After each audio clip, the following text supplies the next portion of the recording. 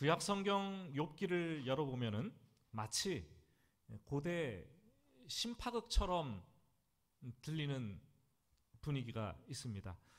우스 땅에 욥이라 하는 사람이 있었으니 그 사람은 온전하고 정직하여 하나님을 경외하며 악에서 떠난 자였더라. 이 사람은 동방 사람 중에 가장 훌륭한 자였더라. 어때요? 얘기 같죠? 보통 사람들은 욥기서의 주제가 고난이라고 생각을 합니다. 하지만 욥기서의 주제는 더 큰 주제가 있어요. 그것은 의로움이 무엇이냐라는 것이죠. 욥기를 보면은 욥의 소개를 보기만 해도 욥의 인간적인 의로움은 대단해 보입니다. 자신만만하고 전혀 흠잡을 데가 없는 것 같아 보이죠. 모든 것을 욥이 다 잃고 고난 중에 있을 때 욥의 친구들이 욥을 찾아옵니다. 멀리서 왔어요. 여러분, 그들이 얼마나 좋은 친구들이냐 하면 7일 동안 기가 막힌 고통의 현장을 바라보면서 아무 말도 하지 않고 그저 같이 울면서 욥의 옆에 앉아서 기다려주는 거예요. 계속 머물러 있는 거예요. 여러분들은 여러분들이 인생에 어려운 고난을 당할 때에 누군가가 여러분들을 떠나지 않고 여러분 곁에서 같이 함께 있어줄 그런 사람들, 친구들 가지게 되시기를 예수님의 이름으로 축복합니다. 고난을 당했는데 그냥 다 후를 떠나요. 뭔가 잘못 사는 거죠, 내가. 또 여러분들이 다른 사람들이 고난을 당했을 때 떠나지 말고 옆에 있어주는 그런 사람이 되시기를 예수님의 이름으로 축복합니다. 7일이 지나면서 욥의 친구들의 입이 열리기 시작하는데 그때부터 말다툼이 시작이 됩니다. 집요하게 4명이 돌아가면서 말다툼을 하게 되는데 욥기 전체가 42장으로 구성되어 있어요. 그런데 고난에 대해서는 1장과 2장에 대해서 얘기를 하고 3장부터 37장까지는 무려 그 장장 34장을 인간의 의로움이 무엇이냐에 대해서 논쟁을, 말다툼을 하게 됩니다. 4명의 친구들은 집요하게 욥에게 질문을 던지고 답을 하라고 재촉을 합니다.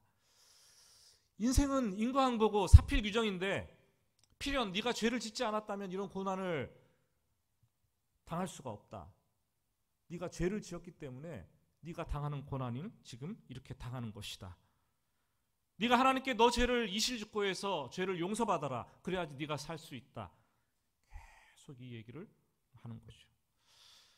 고난 중에 있는 욥도 입에 거품을 물고 항변을 합니다. 제발 내가 너무 힘드니까 헛된 말을 삼가해라. 지금 내 의로움의 증인 되시는 분이 하늘에 계신다. 제발 나를 좀 불쌍히 여겨다오. 욥은 줄곧 친구들의 죄를 묻는 질문 앞에서 자신의 의로움을 계속해서 항변을 하고 주장을 했습니다. 욥기서 마지막으로 가면 결국 그 얘기들을 듣다가 참다 못한 하나님께서 폭풍 가운데 임재하십니다. 그리고 욥의 친구들을 책망하십니다. 이 땅에 살면서 죄 없이도 고난받는 사람들이 있다. 친구들에게 말씀을 주세요. 그리고 욥에게도 아주 혼쭐을 내줍니다. 내 앞에서 네가 죄가 없다고, 네가 의롭다고, 그것이 인간의 얼마나 어리석인 생각이고 행동인 줄 아니? 여러분, 하나님께서 가장 싫어하시는 것은 인간이 자기 의로움을 드러내고 자기 의로움을 주장하고 나는 이런 사람이다 라고 보여주는 거예요. 하지만 오늘날 교회 안에도 욥의 후예들이 너무나 많아요. 너무나 많습니다. 내 정직함, 내 순전함, 내가 하나님을 경외함, 내가 악한 일을 하지 않고 착하게 살았음 이라는 이런 이유로 나는 의롭다라고 말하는 분들이 성도들 가운데 상당히 많이 있더라고요. 상당히 많이 있더라고요. 다 부질없는 짓이죠. 하나님은 그 어떤 인간의 의로움 행위에도 의롭다라는 단어를 쓰지 않으십니다. 감추어진 밑바닥까지 하나님은 인간의 의로움을 다 들추어서 검사하시고 눈에 보이지 않는 초미세먼지까지도 다 털어내시는 분이 바로 여호와 하나님이세요. 진정으로 하나님을 만난 사람은 내 안에 선한 것이 하나도 없다 이렇게 말하는 사람이에요. 내가 다른 사람하고 조금 비해서 나으면 의로우면 뭐 할 건데요? 그게 저 사람보다 나으면 뭐 할 건데요? 하나님 앞에서는 아무 쓰잘데기 없는 쓰레기와 같은 것들이에요. 하나님 앞에서 자기 의로움을 철저하게 부정하고 철저하게 내려놓는 그 사람은 하나님을 온전하게 맞는 사람이고, 그것이 우리가 해야 되는 신앙생활에 바로 첫 단추를 끼고 첫 걸음을 걸어가는 것입니다. 오늘 말씀에서 바울 사도는 율법을 지킴으로 하나님 앞에서 자기 의로움을 드러내려고 하는 그 유대인들에게 아주 일침을 가하십니다. 20절 말씀을 보시면, 그러므로 율법의 행위로 그의 앞에 의롭다 하심을 얻을 육체가 없나니 율법으로는 죄를 깨달음이니라. 유대인들은 하나님께서 율법을 주셨기 때문에 그것을 잘 알고 그것을 잘 지켜 행하면 하나님께서 기뻐하실 줄 알았어요. 하나님께서 의롭다 여기실 줄 알았고, 그래서 그것으로 구원은 따놓은 당상이라고 믿었습니다. 율법을 주신 하나님은 그 하나님께서 십계명을 주셨는데, 율법의 근간이 되는 이 십계명을 613가지로 다 쪼개놓는 거예요. 세부조항으로 만들어서 철저하게 목숨을 걸고 지켰습니다. 율법에 따라 금식을 했어요. 율법에 따라 거룩한 옷을 입고 다녔고, 율법에 따라 하나님을 향해서 손을 높이 들고 기도하고, 율법에 따라 구제와 선행을 베풀기도 하고, 율법에 따라 죄를 지을 때는 부지런히 양과 소와 염소를 가져와서 하나님께 제사를 드리는 제사제도를 따라서 순종을 했습니다. 그런데 희한하게도 하나님께서 주신 율법을 지키면 지키려고 할수록 좌절하게 되고 절망 속으로 빠져듭니다. 인간의 한계만 느끼게 될 뿐이에요. 이전에는 이게 죄라고 알지도 못했는데 율법에서 이게 죄라고 말을 하고 나니까 율법이 온 이후로는 죄인 줄 아는 거예요. 이전에는 이러한 행동들을 내 자신 스스로 행하면서 아주 당당하게 전혀 어려움이 없었는데, 그래서 내가 떳떳하다고 나의 의를 자랑했었는데, 율법은 그것을 죄라고 하니까 죄인 줄 알고 내가 죄인이 되는 거예요. 마음이 힘들어지는 거죠. 결국 유대인들은 마음으로는 율법의 정신을 완전히 포기했습니다. 그리고 형식적으로 외형적으로만 율법을 지키게 되었어요. 어떻게 보면은 이 근본적인 외과 수술이 필요한데 그 문제에 반창고만 하나 이렇게 툭 떼가지고 데일밴드만 붙여놓고 괜찮아, 가렸어, 괜찮아, 이렇게 말을 하는 거죠. 우리는 그런 사람들을 바리새인이라고 얘기를 해요. 극한의 종교적인 위선자라고 말을 하죠. 여러분, 율법을 지키고 착하게, 정직하게, 의롭게 잘 살려고 노력하는 것은 신앙생활의 본질이 아닙니다. 여기 속으면 안 됩니다. 내가 무엇을 해도, 정직해도, 어떤 사랑과 구절을 베풀어도 나는 하나님 앞에서 절대로 의로움을 얻지 못해요. 하나님은 그런 나를 보고 너는 의롭다라고 절대 말씀하시는 분이 아니십니다. 하나님 보시기에 모든 사람은 죄인일 뿐인 거예요. 감옥에 들어간 죄인은 우리보다 더 큰 죄인인 것 같아요? 똑같아요. 하나님 보시기에.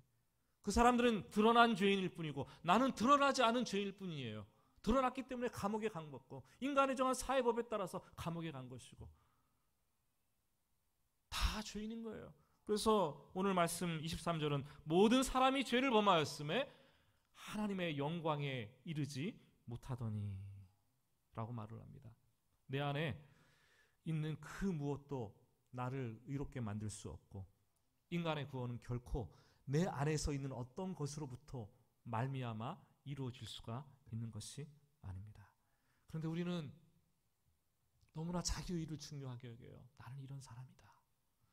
나는 그래도 이렇게 살고 있다. 예수 믿지 않는 사람들도 나는 착하게 살기 때문에 예수를 믿지 않아도 된다. 예수를 믿는 사람들도 내가 이쯤 되면은 그래 다른 사람들보다는 낫지. 나는 그래도 이렇게 살고 있는데. 종교 생활을 하는 거죠. 자기 의를 드러내고. 유태인들과 바리새인들과 우리와 다를 게 그렇게 산다면 무엇이 여러분 있겠습니까? 주님은 우리에게 영적으로 풍성한 생명을 누리라고 이 땅에 오셨는데 우리는 종교 생활을 하면서 너무나 지쳐가고 있어요. 너무나 힘들어하고 있어요. 우리 이 껍질을 깨야 됩니다. 우리 눈을 가리고 있는 영적 백내장이 있다면 그것을 다 벗겨내야 돼요. 한 커플, 두 커플 벗겨내서 과연 믿음이 무엇인가, 신앙이 무엇인가 볼 수 있어야 됩니다. 그리고 나서 외쳐야 되죠. 하나님, 나에게는 정말로 의로운 것이 하나도 없습니다. 철저하게 나는 타락한 죄인입니다. 인간의 절망은 하나님의 시작입니다. 인간이 절망의 늪에 빠진 그 순간부터 하나님은 드디어 일을 하기 시작을 하십니다. 우리 21절 말씀을 한번 같이 한 목소리로 읽어볼까요? 21절 말씀입니다. 굉장히 보석과 같은 말씀이에요. 같이 읽습니다. 이제는 율법에 하나님의 한의가 나타났으니 율법과 선지자들에게 증거를 받은 것이라. 한글 성경이 좀 미진한데요. 헬라어 성경 원문을 보면 21절 앞에 그러나, 영어로는 but, 헬라어로는 the라는 접속사가 생략이 되어 있어요. 바울 사도는 로마서 1장부터 2장을 거쳐서 3장 여기까지 줄곧 달려오면서 도대체 어떤 인간이 하나님 앞에서 의로우냐, 누가 자기의 의로움을 가지고 구원을 받을 수 있다고 주장하느냐, 아무도 그럴 수 없다라고 주장을 했어요. 그런데 그러나 이제는 21절은 그렇게 시작하는 거예요. 그러나 이제는 율법에 한 하나님의 의가 나타났으니. 놀라운 대반전 아닙니까? 대반전이 일어나는 거예요. 율법을 지킴으로 얻는 인간의 의로움이 아니라 하나님의 의가 나타났는데 그것은 율법과 선지자들이 계속해서 증거를 해왔던 것이라고 말을 합니다. 그것이 비로소 하나님의 의가 이제는 나타난 바 되었다라고 얘기를 하죠. 하나님은 율법을 주실 때 그것을 지키라고 주셨지만 율법을 통해서 하나님의 의가 무엇인지를 발견하라고 주셨어요. 선지자들은 어렴풋이 그것을 발견하고 계속해서 사람들에게 하나님의 의를 강조하고 이 얘기를 했어요. 그리스도의 모형이 무엇인가를 보여주었어요. 제가 신학교에 가서 공부를 하는데 참 희한한 과목이 있었습니다. 과목 중에 모형론이라는 게 있어요. 모형론. 이게 모형 비행기도 아니고 무슨 모형론이나. 주교재를 받았는데 책이 450페이지인가 430페이지인가 됐어요. 이렇게 두꺼운데 글씨는 성경책 글자보다 더 작은 거예요. 그 책을 보니까 구약의 예수 그리스도를 예표하는 모형에 대해서 자세하게 여러 가지로 다 기록을 하고 있는 것을 보았습니다. 구약 성경을 해석하는 하나의 방법론이 이 모형론입니다. 우리는 모형 그러면 타입, 영어로 타입이라고 할 수가 있겠죠.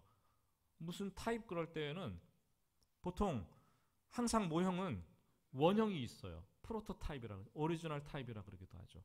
원형이 있기 때문에 모형이 있는 거예요. 모조품이 있는 거예요. 그렇지만 모조품을 보고 원품, 진품을 우리가 생각하고 구별할 수 있는 게 아니겠습니까? 마치 이 그림자가 있으면 그림자를 만들어내는 이 원형, 실체가 있음을 우리가 아는 것과 똑같아요. 이 죄를 짓는 것은, 죄를 짓는 사람이 의롭게 될 수 있는 방법은 율법을 지킴으로써가 아니라 율법 안에는 짐승을 끌고 와서 자기 죄를 대신해서 피 흘려 죽게 함으로써 하나님과의 관계를 회복하는 제사 제도였어요.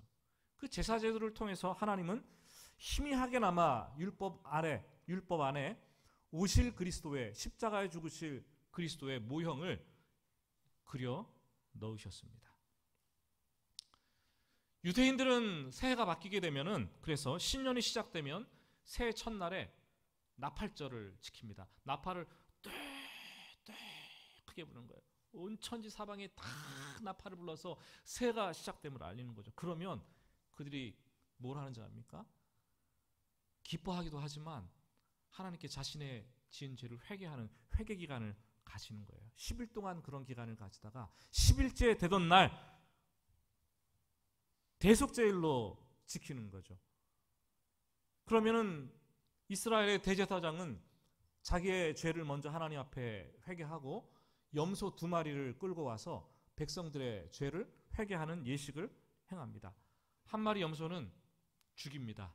죽이니까 피가 낭자하게 흘러내리는 거예요. 그리고 제사를 하나님께 드리죠. 마치 장차 오실 예수 그리스도께서 십자가에서 피를 흘려 죽으실 것을 모형으로 보여주시는 거예요. 또 다른 한 마리 염소는, 근데 이 염소는 속죄 염소가 아니라 아사셀 염소라고 불렀어요. 아사셀 염소. 아사셀이 무슨 뜻이냐 하면 이 에즈라는 염소라는 히브리어와 급하게 보내버린다라는 아람어 아잘이 같이 결합돼서 아사셀이라는 말이 되었어요. 그러니까 에즈아잘 에즈아잘 에즈아잘 아사살 이렇게 된 거예요. 단어가 변화돼가지고 두 가지가 합쳐져가지고. 이해가 되시죠? 그래서 아사셀 염소라 그러는데, 이 아사셀 염소는 죽이지 않아요. 죽이지 않고 광야로 도망가라고 내보냅니다. 그럼 그 아사셀 염소는 죽지 않고 광야로 멀리 가는 거예요. 마치 시편 103편 12절 말씀에 동이 서에서 먼 것 같이 우리 죄가를 우리에게서 멀리 하셨도다. 하나님께서 예수를 십자가에 죽게 하심으로 말미암아 우리 죄를 대속하시고 우리 죄를 다 멀리 우리로부터 떨어뜨려 주실 그것을 모형하는 예표하는 예식인 거죠. 근데 이 행사는 연중 행사였어요. 연중 행사. 인간들의 죄를 용서하기에는 턱없이 부족한 행사였죠. 그래서 사람들은 율법에 따라서 자기가 죄를 지을 때마다 짐승을 소나 양으로 끌고 옵니다. 끌고 오면 그 죄 없는 짐승의 머리에 자기가 손을 탁 얹고 뭐라 막 기도하는 거예요. 뭐라 기도합니까? 하나님, 내가 이런 죄를 지었습니다. 이런 죄도 지었습니다. 이것도 지었고 이건 나 죄인입니다. 막 전가를 짐승의 머리 위에 다 전가를 시키는 거예요. 그리고 나면 이 짐승을 다른 사람이 아니라 내가 죽이는 거예요. 그럼 피가 낭자하게 흐르죠. 피가 제단 위에 튀겠죠. 그럼 제단 위에 튀는 피를 바라보면서 하나님 앞에 가슴을 치면서 내가 죽어야 되는데, 죄인인 내가 죽어야 되는데 이 짐승이 내 대신 내 죄를 전가받고 이 짐승이 죽었습니다 라고 얘기를 합니다. 그 짐승을 죽여서 그 피를 뿌리면서 날마다 죄를 지었을 때마다 그렇게 짐승이 피를 보면서 내 죄를 용서받게 되는 예식을 행했습니다. 하나님은 이 율법에 속한 제사 제도를 통해서 장차 오실 하나님의 구원의 방식, 십자가, 예수 그리스도의 십자가를, 하나님의 의를 미리 희미하게 보여주셨다라는 거죠. 여러분, 그런데 참 안타까운 것은 이 제사 제도가 구약시대 성경을 보면은 통독을 하시니까 다 아시겠죠. 구약의 선지서로 넘어가고 말라기서로 넘어가고 이렇게 신약 시대로 넘어오면서 계속 변질되고 타락하고 정말 하나님께서 원하시지 않는 것으로 전락해버리는 거예요. 이 제사를, 성전을 유지시키는 장치처럼 여기게 되고 마치 성전에 타락하는 빌미를 제공하게 되는 것이 제사 제도였습니다. 성전에서 제사 드릴 짐승들을 가까운다는 명목으로 짐승들을 가지고 오는데 흠이 있다라고 제사장들, 검역관들이 트집을 잡아서 물리고, 성전에서 파는 짐승을 사라 그러고 비싸게 돈을 매기고, 사람들이 가져온 것은 흠이 있다고 하면서 사들였다가 또 다른 사람들에게 아주 흠이 없다고 하면서 비싸게 팔아버리고, 환전 장사꾼들이 성전에 가득하게 차게 되고 짐승 파는 상인들이 가득하게 되고 마치 장사꾼들의 소굴과 강도의 구혈이 되어버렸어요. 하나님 보시기에 얼마나 기가 찰 노릇입니까, 여러분? 예? 기껏해야 율법을 주고 그 안에 정말로 예수 그리스도 십자가의 모형이 되는 구원의 방식인 하나님의 의가 드러나는 그 모형을 희미하게라도 볼 수 있도록 드러내 주었는데 이것을 변질시키고 다 타락하게 만들었다는 거예요.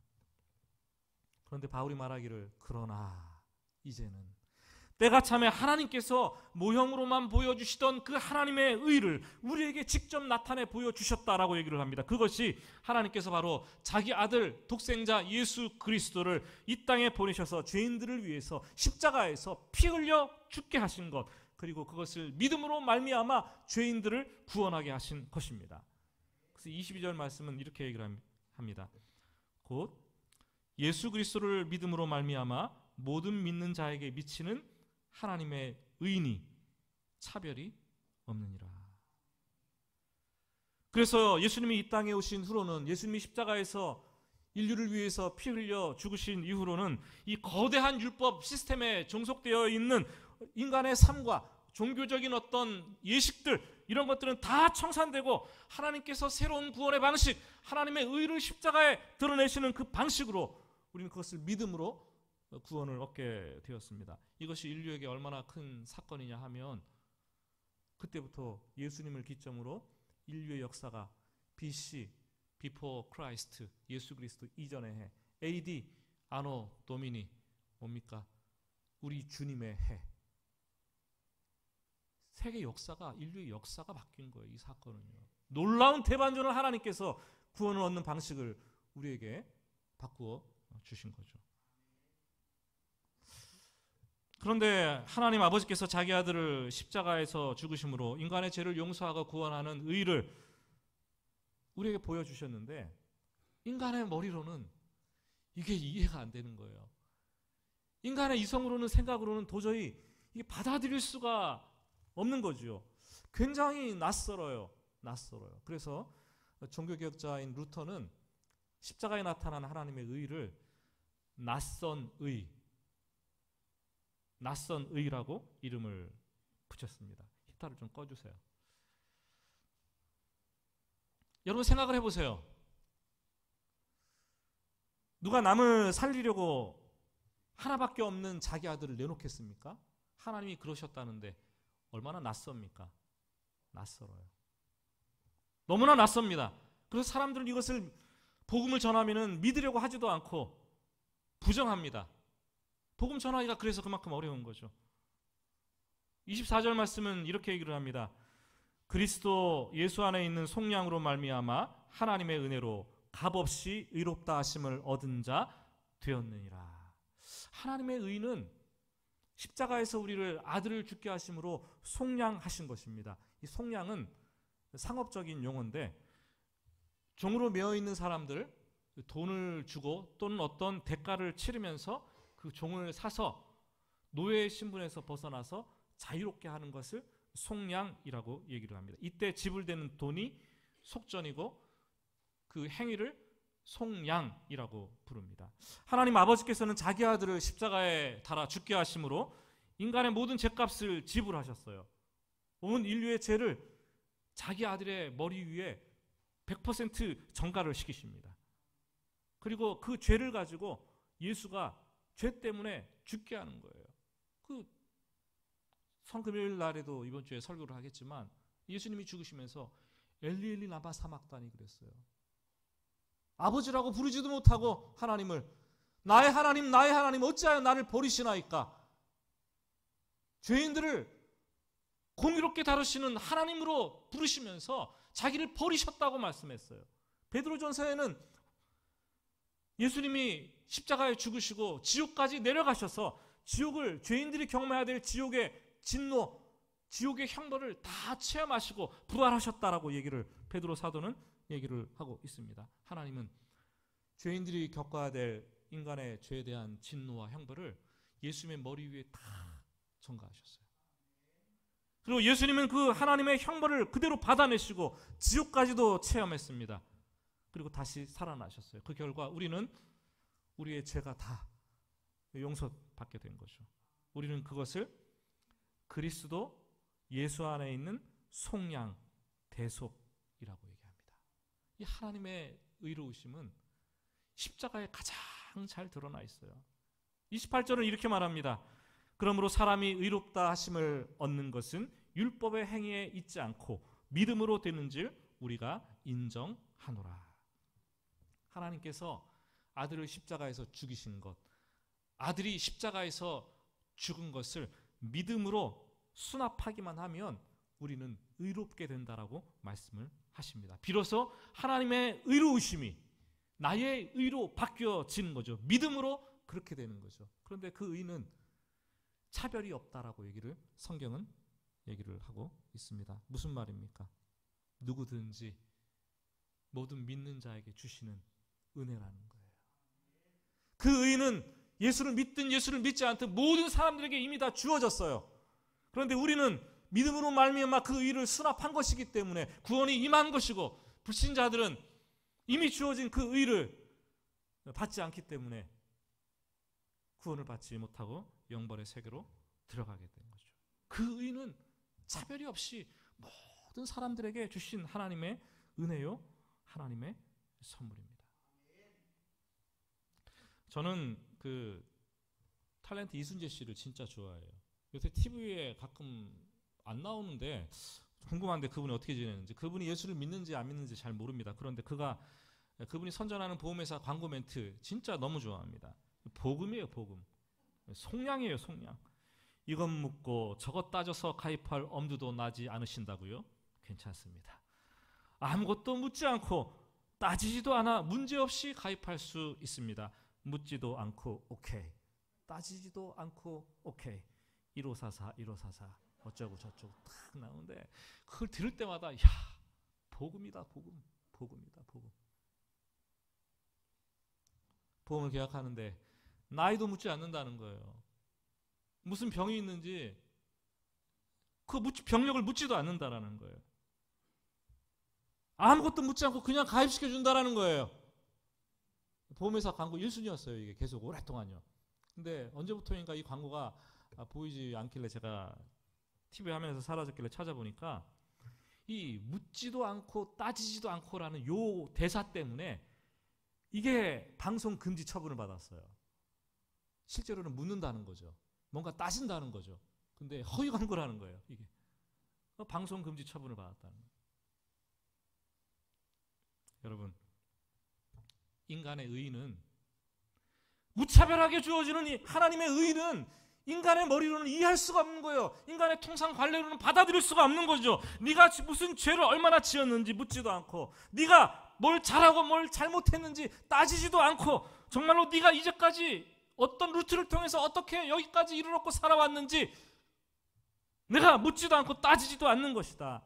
다만 이 십자가에 나타난 하나님의 의, 예수 그리스도의 보혈을 믿기만 하면 천국의 멤버로 가입시켜준다.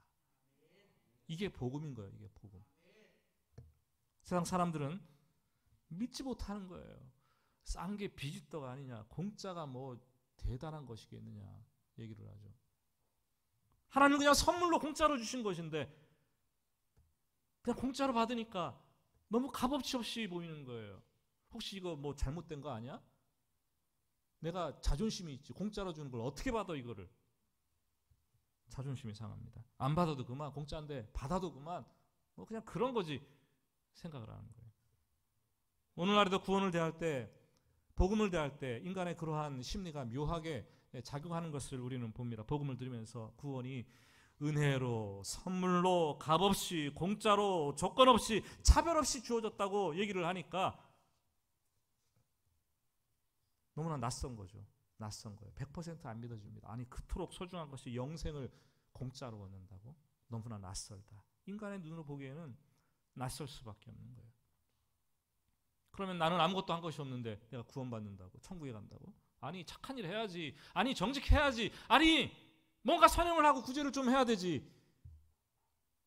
그냥 구원받는다고? 선물이라고? 그럼 나는 바보냐? 내가 뭘 좀 해서 뿌듯하고 완벽하게 뭐 이렇게 해가지고 좀 하나님 나라에 들어가서 하나님 내가 이렇게 했습니다 라고 말을 해야 될 거 아닌가. 교회 다니는 성도들조차 믿음으로 구원받았는데 자꾸 믿음으로 구원받은 것에 뭐를 보태려고 하는 거예요.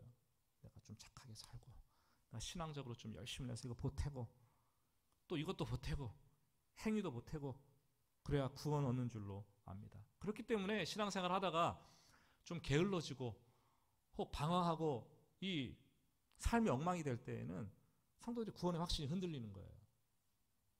구원은 그렇게 우리에게 주어진 게 아니에요. 사탄은 인간의 심리를 교묘하게 얘기를 하죠. 야, 네가 네 신앙이 지금 어떤데, 네가 지금 이렇게 신앙생활하고 있는데, 야, 네가 이렇게 나쁜데, 네가 이렇게 마음속에 그런 흉물스러운 괴물 같은 것들이 존재하고 있는데 네가 무슨 믿음으로 구원을 받았냐. 의심의 가루를 사탄은 자꾸 우리 마음속에 자꾸 흩어뿌리는 거예요. 그러면 우리는 내가 구원받지 않았나? 믿음이 흔들리고 하나님의 구원의 진리와 구원의 방식조차 다 흔들리게 되는 거죠. 사단은 할 수만 있다면 우리가 받은 구원에 오해와 불순물을 다 끼워 넣습니다. 구원으로부터 멀어지게 하는 거죠. 사랑하는 여러분, 여러분의 믿음 상태는 어떠하십니까? 여러분은 예수님을 처음 믿을 때에, 믿음이 생기고 났을 때, 그 십자가가 어떤 것인가를 발견하고 났을 때에 예수 그리스도의 구원의 사랑과 그 감격과 그 은혜, 그거 아직도 갖고 계신가요? 그 감격과 눈물이 아직도 있으신가요? 고난주간을 대하면서 하나님의 사랑이 몸서리치도록 놀랍게 여겨지십니까? 아니면 낯설게 여겨지십니까? 해년마다 돌아오는 이 고난주간에 여러분들은 어떻게 새벽을 깨우시고 눈물로 기도하고 그 사랑, 그 감격을 회복하기 위해서 주님 앞에 기도의 자리로 나오십니까? 이 말씀을 맺으면서 오늘은 예수님께서 하나님 아버지의 구원 방식, 율법이 아니라 새로운 의를 주시기 위한 그 방식을, 십자가 죽음을 이루시기 위해서 나귀 새끼를 타시고 예루살렘 성으로 입성하신 날이 오늘입니다. 그래서 우리가 아침에 예배드리면서 호산나 호산나 찬송을 불렀는데, 호시안나 호시안나란 뜻, 발음은 그래요. 지금 나를 구원하소서, 주여 지금 나를 구원하소서, 이게 바로 호산나라는 거예요. 그토록 사람들은 예수님을 찬양했습니다. 그러나 돌변해서 고난주간을 보내면서 예수님은 십자가에 못 박으소서 못 박으소서라는 군중들의 함성을 듣게 됩니다. 인간의 마음이 얼마나 간사합니까? 우리 고난주간을 보내면서 주님의 고난에 동참하는 의미를 되새기는 특별 새벽 기도회를 하게 될 것입니다. 여러분, 기도합시다. 부활, 그 고난의 이 감격과 십자가의 감격들 다시 한번 내 것으로 가져옵시다. 주님께서 십자가를 향해서 걸어가시면서 묵묵히 걸어가신 그 고난의 길을 묵상하고 십자가에서 나타난 그 하나님의 사랑이 얼마나 큰지, 나와 여러분을 향한 하나님의 사랑이 얼마나 감동스러운 건지, 그것을 다시 한번 회복을 하시기를 부탁을 드립니다. 지금 신앙생활 하면서 나의 의로움에 매달려 있는 분들이라면 더욱 그리하셔야 됩니다. 자기 의를 조금이라도 믿고 의지하려고 하는 사람이 있다면 내려놓고 예수 그리스도의 십자가 앞에 무릎 꿇고 다시 눈물 흘리는 그 자리로 나와야 되는 거예요. 그리고 다시 온전한 믿음, 하나님의 의가 나타난 믿음을 회복해야 되는 것입니다. 특별히 주님께서 십자가에서 죽으신 날을 기념하는 성금요일, 이번 주 금요일 날이죠. 금요일 밤 8시 30분에는 성금요일 예배로 드리게 됩니다. 예수 그리스도의 십자가의 죽으심과 십자가를 기념하는, 피 흘리심을 기념하는 성찬식을 하려고 해요. 성찬식을 한 지가 기억을 더듬어 보니까 작년은 없고 그 전에 2019년도 가을에 12월 달인가 12월 말인가 했더라고요. 한 번도 못했어요. 그래서 이번에 코로나지만, 코로나임에도 불구하고 예수 그리스도의 십자가, 그 보혈, 죽으심을 다시 기념하는 성찬 예식을 하려고 합니다. 여러분 자녀들 같이 와서, 세례 받으신 분들 다 같이 와서 그 하나님의 의가 드러난 십자가에 동참하고 성찬 예식을 기념할 수 있게 되기를 축복을 합니다. 오늘도 종려주일, 내일은 고난주간, 주님의 십자가를 묵상하면서 신앙을 새롭게 하게 되시기를, 또 온 교회가 새롭게 되기를 예수님의 이름으로 축복합니다. 우리 같이 말씀 기억하면서 찬송 부르겠습니다.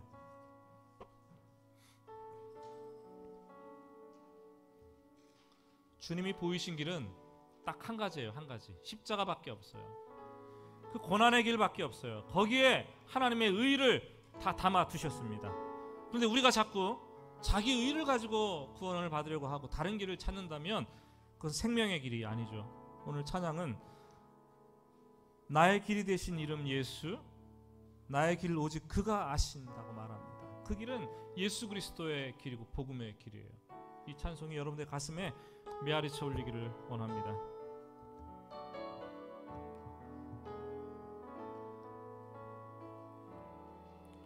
주가 보이신 생명의 길, 나 주님과 함께 상한 마음 들이며 주님 앞에 나아가리. 나의 의로움이 되신 주 그 이름 예수, 나의 길이 되신 이름 예수, 나의 길 오직 그가 하시나니. 나를 단련하신 후에 내가 정금같이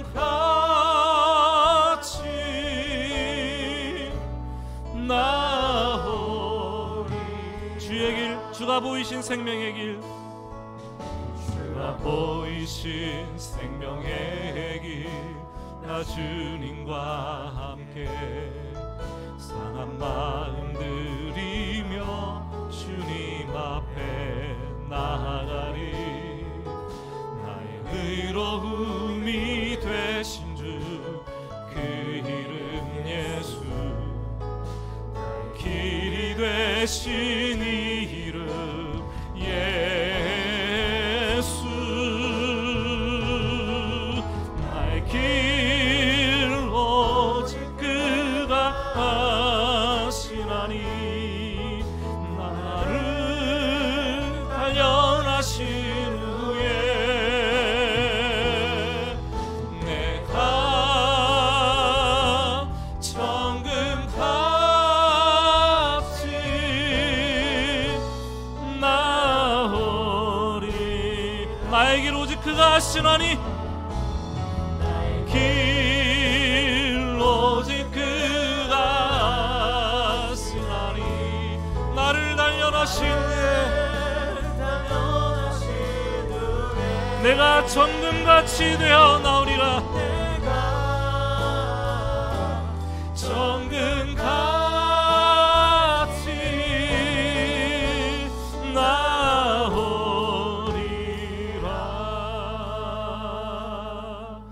나의 길 오직 그가 하시나니.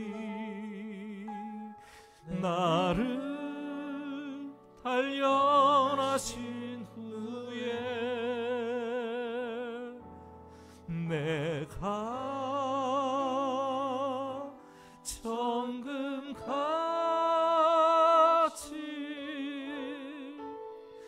나오리라.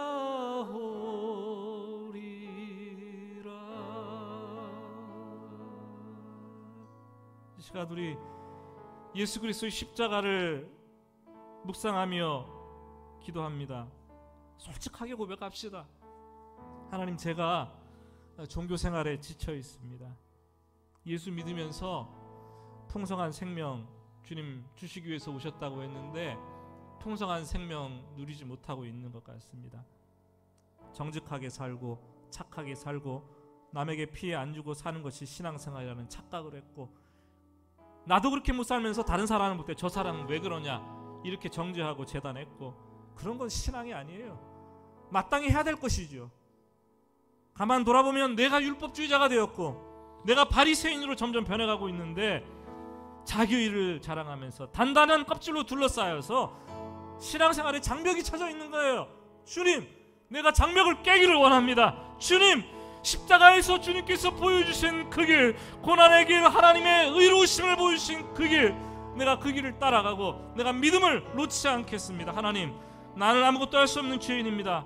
오직 주님을 믿음으로 나갑니다. 예수 그리스도의 십자가가 이 고난 주간에 더욱더 크게 보여주고 확실히 체험되게 하여 주시옵소서. 우리 주님의 이름을 크게 부르고 합치면서 기도하겠습니다.